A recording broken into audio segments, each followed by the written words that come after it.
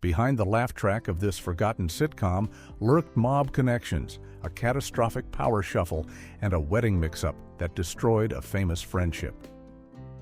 From its scandal-tainted producer to its jazz legend co-star who later voiced, "I'm just a Bill," this one-season wonder was far stranger than any plot its writers could imagine. Fact 1. Produced by a mob-connected showman. The Cara Show had one of the strangest origin stories in television history, and it all centered around its creator and producer, a man named Keith Brazzell. Unlike most television producers who had to pitch ideas, submit scripts, and create pilot episodes to get a show on the air, Brazzell managed to get not just one but 3 different television shows greenlit by CBS in 1964 without providing any scripts, pitches, or pilots whatsoever. This unprecedented deal raised eyebrows throughout the entire entertainment industry, and the reason behind it was even more shocking than the deal itself. Brazzell was a former nightclub singer and actor who had starred in the Eddie Cantor Story back in 1953, though the film failed to match the success of similar biopics and his performance was widely criticized. What made Brazzell unique in Hollywood wasn't his talent, but rather his connections, particularly his close friendship with CBS executive James Aubrey, who held enormous power at the network. But there was something darker lurking beneath the surface of this friendship.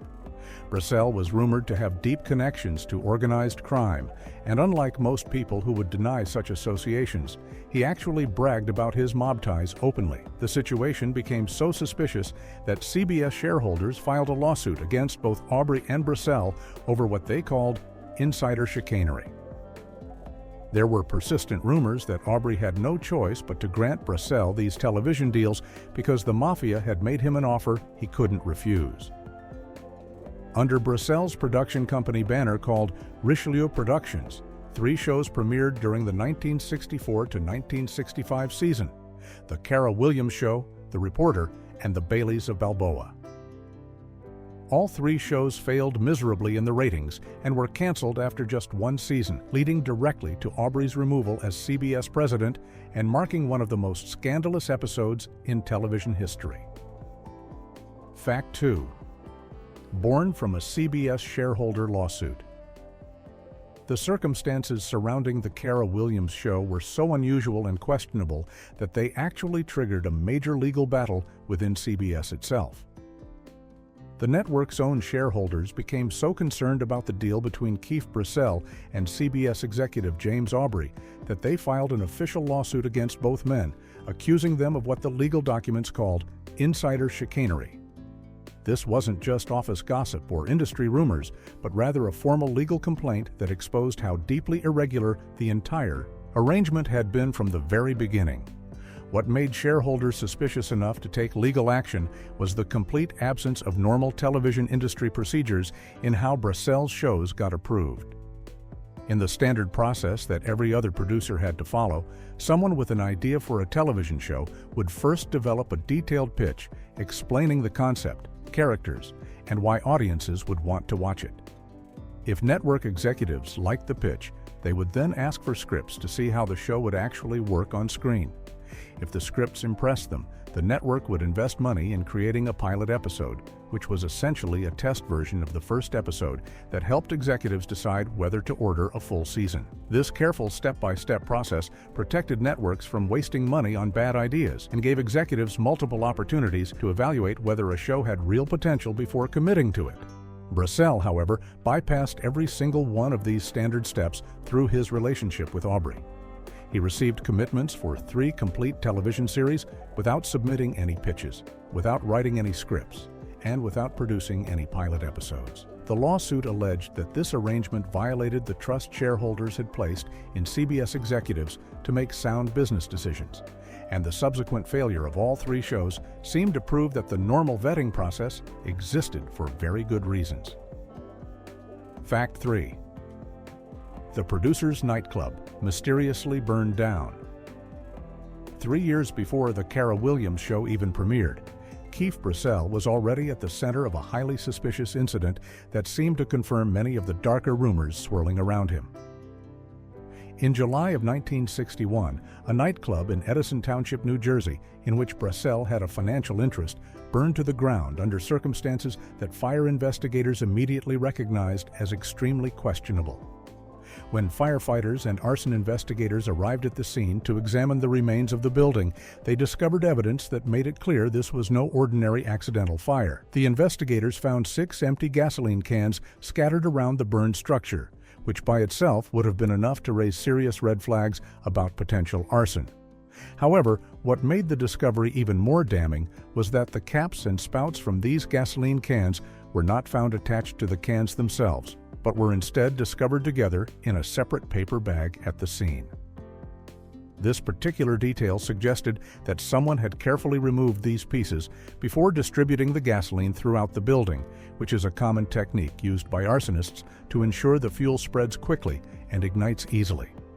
The deliberate separation of the caps and spouts from the cans indicated a level of planning and intentionality that ruled out any possibility of accident or coincidence. While no formal charges were ever filed in connection with the fire, the incident added another troubling chapter to Brassell's already controversial reputation in the entertainment industry.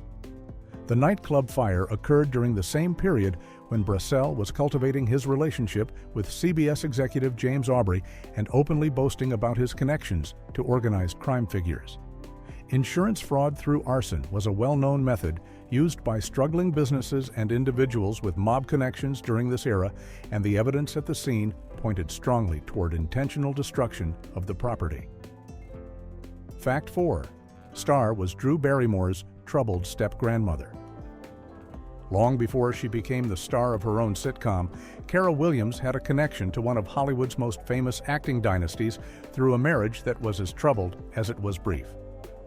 In 1952, Williams married John Drew Barrymore, who was the son of legendary actor John Barrymore, and would later become the father of actress Drew Barrymore through a subsequent marriage. This meant that Cara Williams was technically Drew Barrymore's step-grandmother, though the two were never close due to the timing and circumstances of the relationships involved. The marriage between Williams and John Drew Barrymore was described by those who knew them as stormy and volatile from the very beginning. Both Williams and Barrymore had fiery temperaments, and their relationship was marked by frequent and very public conflicts that often resulted in legal trouble. Throughout their 7 years together, John Drew Barrymore was arrested multiple times on charges that included spousal abuse, drunkenness, and various other incidents involving violent quarrels with Williams. In December of 1958, just months before their divorce was finalized, Barrymore was sentenced to 3 weekends in prison following a drunken public fight with Williams that took place in a parking lot and attracted significant attention from both law enforcement and the media. During their marriage, the couple had one son together named John Blythe Barrymore, who was born in May of 1954 and would eventually follow his parents into the acting profession. The marriage officially ended in 1959 when Williams and Barrymore divorced, with Williams citing the ongoing issues with abuse and Barrymore's struggles with alcohol as primary factors. By the time the Cara Williams Show premiered in 1964, Williams had moved on to a much more stable third marriage with real estate entrepreneur Asher Dan. Fact 5. CBS marketed her as the next Lucille Ball. When CBS decided to give Cara Williams her own sitcom in 1964, the network's marketing department had a very specific strategy in mind for how they wanted to position her with audiences. The executives at CBS began promoting Williams as the next wacky redhead who would follow in the footsteps of Lucille Ball, who had dominated television comedy throughout the 1950s and remained one of the most beloved figures in American entertainment. This comparison made sense on a surface level since both women had red hair and possessed strong skills in physical comedy, but the network's heavy-handed approach to creating this connection may have done more harm than good. A TV Guide article published in November of 1964 described Williams as having a feminine comedy style similar to Ball's, which the article contrasted with what it called the masculine mannerisms of other female comedians like Carol Burnett and Martha Raye. The network clearly hoped that by associating Williams with Ball's proven success, they could guarantee an audience for the new show right from the start. However, Williams herself was reportedly uncomfortable with these constant comparisons and never publicly acknowledged any similarity between her comedic approach and that of Lucille Ball, suggesting that she wanted to be recognized for her own unique talents rather than being seen as simply an imitation of someone else.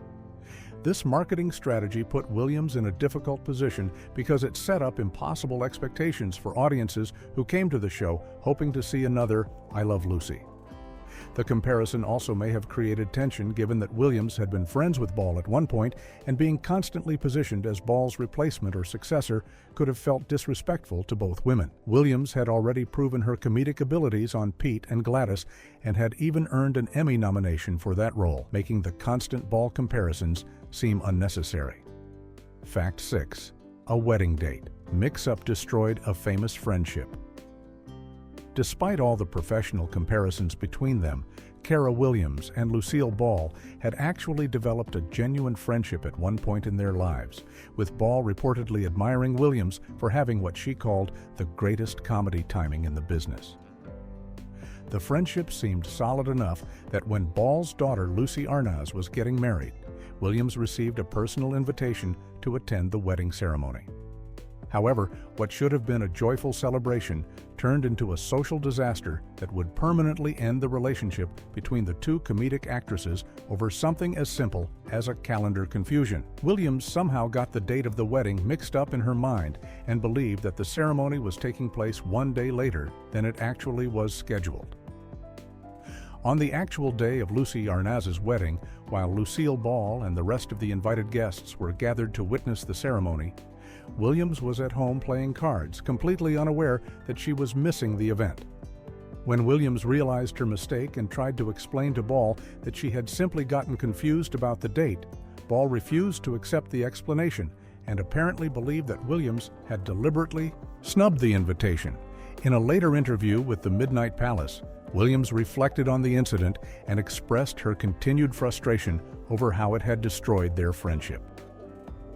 She said that she really didn't think Ball believed her explanation about the date confusion, and Williams even suggested that perhaps Ball had only reached out to her in the first place because she felt guilty about potentially having something to do with the cancellation of Williams' previous show, Pete and Gladys, back in 1962. The timing was certainly suspicious since The Lucy Show premiered that same year, leading Williams to wonder whether Ball had used her influence at CBS to clear the schedule for her own return to television. Fact 7. Co-star later, became the voice of I'm Just a Bill. One of the supporting cast members on the Cara Williams Show would go on to achieve a level of cultural immortality that far exceeded anything the sitcom itself accomplished, though most people who know his voice have no idea he was ever on the show. Jack Sheldon played Fletcher Kincaid, the jazz musician neighbor who lived next door to Cara and Frank, and this role was actually quite fitting because Sheldon was a genuinely accomplished jazz trumpeter in real life who had performed with some of the biggest names in the music business before transitioning into television work. Before joining the Cara Williams Show, Sheldon had already established himself as a respected figure in the West Coast jazz scene throughout the 1950s, performing and recording with legendary musicians like Stan Kenton, Art Pepper, Jerry Mulligan, and Curtis Counts. His trumpet playing was considered exceptional, and he had even performed the haunting trumpet solo for the song The Shadow of Your Smile in the 1965 film The Sandpiper, which went on to win both a Grammy Award for Song of the Year and an Academy Award for Best Original Song. However, Sheldon became known to millions of American children and adults through his work on the educational television series Schoolhouse Rock, which premiered on ABC in 1973. He provided the voice for multiple beloved segments, most famously singing and performing as the Bill in I'm Just a Bill, which explained how legislation becomes law in the United States Congress. He also voiced the conjunction conductor in Conjunction Junction and performed in several other segments throughout the series. His warm, friendly voice and clear singing style made complex civics and grammar lessons accessible and memorable for generations of viewers, and many people who grew up watching Saturday morning cartoons in the 1970s can still sing these songs from memory decades later. Fact 8. The show abandoned its premise mid-season. In a move that was highly unusual for sitcoms of the 1960s, The Cara Williams Show completely abandoned its core premise halfway through its only season on the air, fundamentally changing what the show was about and eliminating the central source of conflict that had driven the comedy for the first half of the season. The entire concept of the series had been built around Cara and Frank Bridges, working at Fenwick Diversified Industries while desperately trying to hide their marriage from their boss, Mr. Burkhart, because the company had a strict policy prohibiting employees from being married to one another. This secret created constant opportunities for misunderstandings, close calls, and comedic situations as the couple struggled to maintain their cover while working in the same office. However, somewhere around the midpoint of the season, the writers apparently decided that this premise had run its course, or perhaps they felt they were running out of fresh ways to mine comedy from the secret marriage situation. Rather than continuing to build episodes around the hiding and sneaking that had defined the show,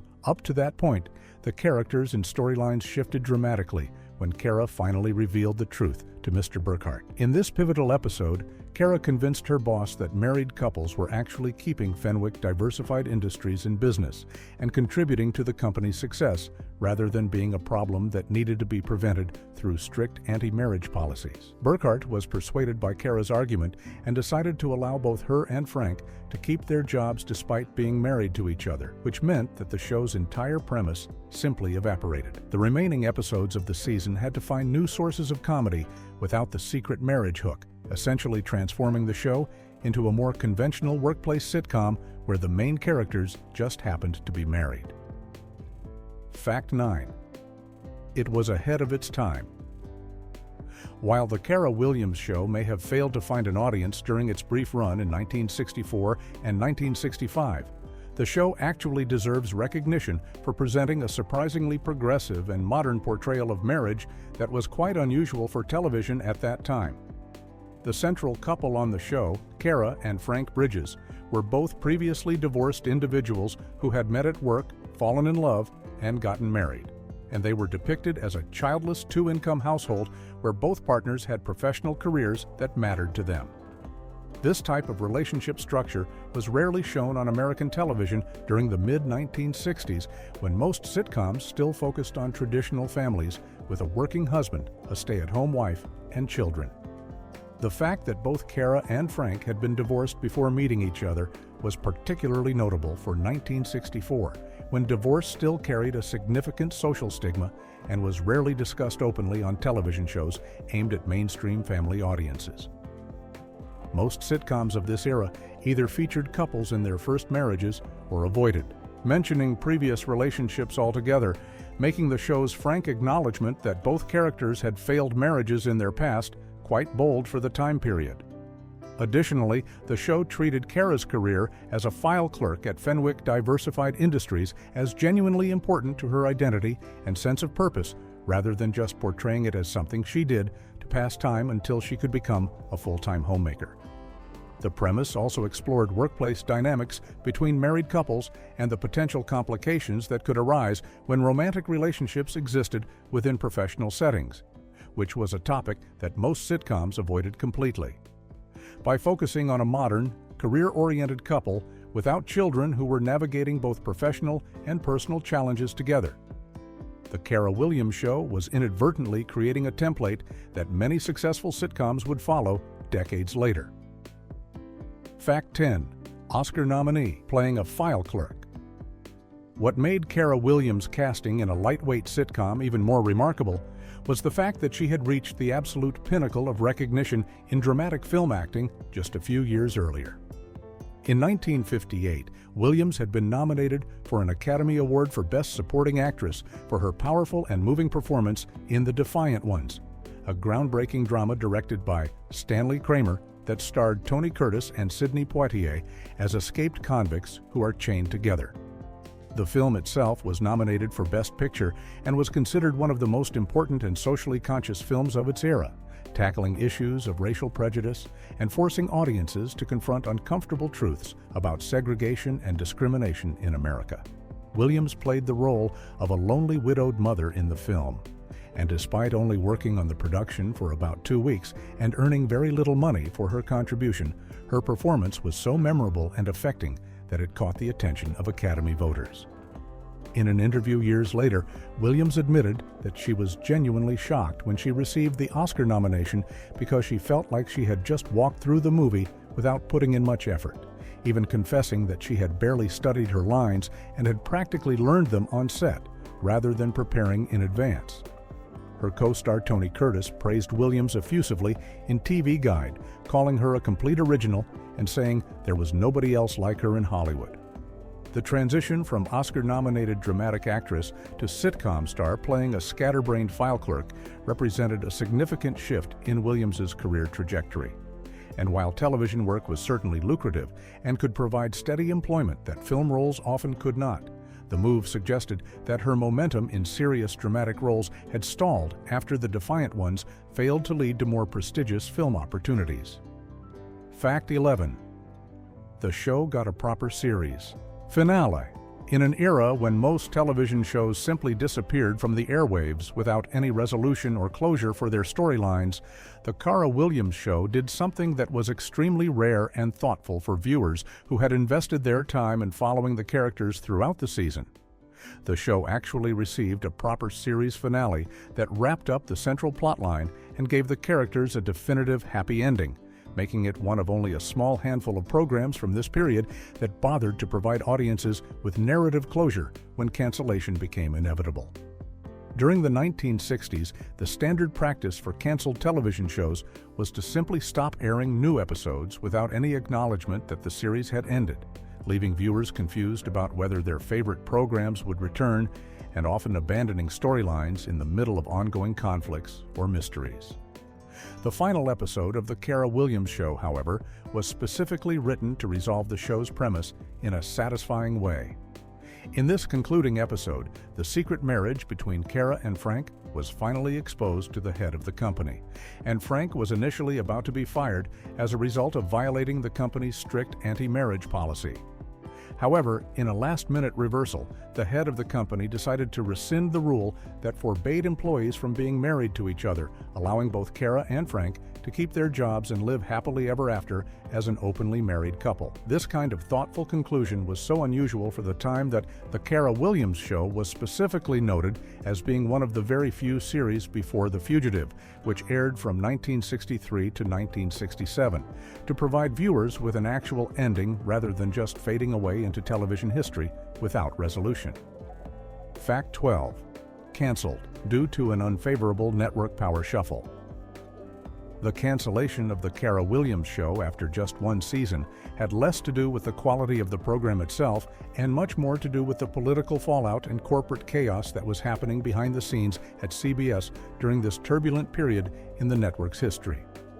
When the show premiered in September of 1964, it was immediately caught up in what sources later described as an unfavorable network power shuffle that would ultimately doom not just this series, but also the other programs connected to the controversial relationship between Keith Brassell and CBS executive James Aubrey.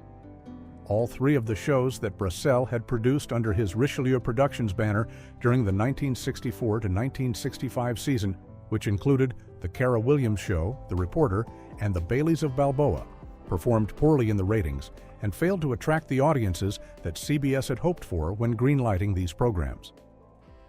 The complete failure of all three series provided ammunition to Aubrey's critics within the network and among CBS shareholders who had already been questioning the wisdom and legality of the unprecedented deal that had brought these shows to air without following normal development procedures.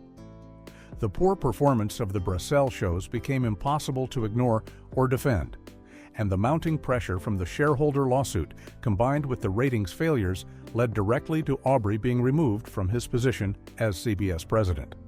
Once Aubrey lost his powerful position at the network, there was nobody left at CBS who had any interest in continuing to support programs that were associated with the scandal, regardless of whether those shows might have improved with more time to find their audience. The Cara Williams Show became collateral damage in a much larger corporate battle that had nothing to do with the cast or crew's efforts. Fact 13. Pete and Gladys reruns kept her famous. Between the cancellation of her previous sitcom, Pete and Gladys, in 1962, and the premiere of The Cara Williams Show in 1964, CBS engaged in a highly unusual practice that demonstrated both the network's faith in Williams as a performer and their desire to keep her name recognizable to television audiences. During this 2-year period when Williams remained under contract to the network but had no new show on the air, CBS made the strategic decision to broadcast reruns of Pete and Gladys episodes as part of their morning programming lineup, which was an extremely rare move for a show that had only run for 2 seasons and had already been canceled. This rerun strategy was particularly noteworthy because daytime television slots were typically reserved for soap operas, game shows, and other programs that were specifically designed for daytime audiences, and it was highly unusual for networks to fill morning hours with reruns of canceled primetime sitcoms, especially ones that had relatively short runs. The fact that CBS chose to keep Pete and Gladys in circulation during these morning hours rather than simply letting the show fade from public memory suggests that the network executives saw real value in maintaining Williams' visibility with viewers and wanted audiences to remember her comedic talents so that when they eventually brought her back to primetime television, she would still be a familiar and beloved figure.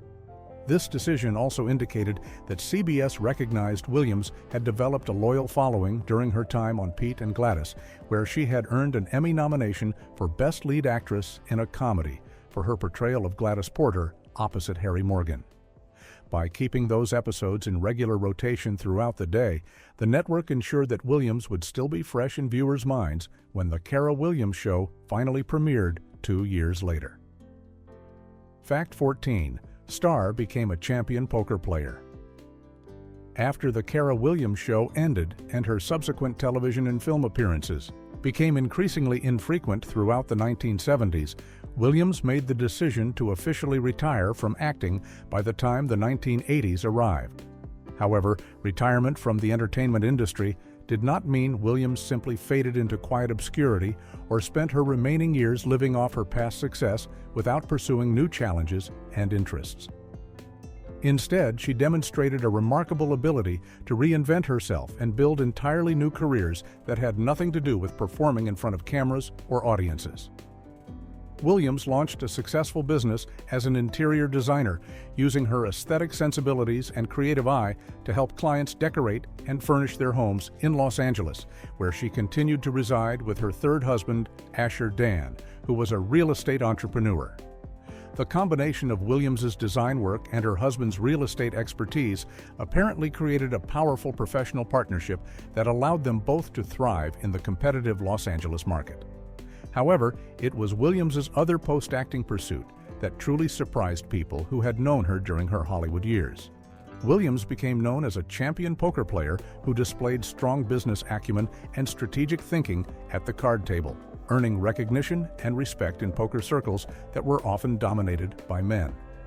The skills that had made her successful as an actress, including the ability to read people, understand psychology, control her own reactions and expressions, and make quick decisions under pressure, translated remarkably well to competitive poker. Her reputation as a skilled and formidable player grew over the years, and those who played against her discovered that the woman who had once made audiences laugh on television could be absolutely ruthless when it came to taking their money at the poker table. Fact 15. Williams lived to 96 as one of Hollywood's last golden age stars. Cara Williams enjoyed an extraordinarily long life that spanned nearly a full century, living long enough to see the entertainment industry transform multiple times from the studio system of her youth through the golden age of television and into the modern era of streaming services and digital content. On December 9, 2021, Williams passed away at her home in Beverly Hills at the age of 96 after suffering a heart attack. Her death was confirmed by her daughter, Justine Jagoda, who spoke lovingly about her mother's warmth and generosity. At the time of her passing, Williams held a particularly significant place in Hollywood history because she was recognized as one of the very last surviving actors from what is known as the Golden Age of Hollywood, which generally refers to the period from the late 1920s through the early 1960s when the major film studios dominated American entertainment and created the star system that turned performers into household names. Williams had begun her career in the early 1940s when she was just a teenager, which meant she had witnessed and participated in virtually the entire arc of classic Hollywood filmmaking from the inside. Her great-nephew Richard Potter noted on social media that Williams might have been the last surviving golden age of Hollywood actress, emphasizing the historical significance of her passing and the end of an era that it represented. Williams's daughter Justine described her mother as not only a sparkling actress with impeccable comedic timing, but also as someone who was funny, over the top, warm-hearted, and loving in her personal life. She said that her mother could make anyone laugh and smile if they were having a bad day, and expressed how sad it was to lose a woman from such an incredible era of entertainment history.